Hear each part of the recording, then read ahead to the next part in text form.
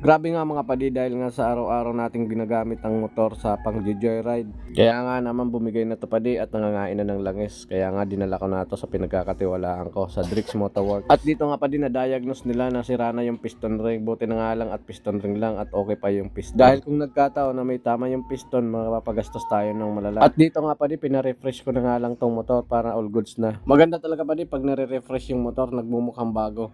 Mas maganda na rin to kasi package na rin yung ginawa dito. At sa mga kapwa ko sniper user, sigurado alam nyo to kung saan tong pagawaan na to. Pinapalitan ko na rin pala ang clutch lining nito, pati ang clutch damper kasi sobrang ingay na ng aking motor. Ito kasi talaga pa di ang issue ng Sniper 150 version 1, kaya bawian na lang natin to sa pag-aalaga para laging all goods ang ating motor. At dahil nga pampito tayo kanina at inabot tayo ng tanghali dito, kaya inabot naman tayo ngayon ng hating gabi. Halos alas 12 na to bago natapos. Pag isa ka talagang MC Taxi, kailangan mo talaga pag-ipunan din ang pagpapamaintenance ng ating motor dahil di talaga may iwasan ang mga ganitong pangyayari.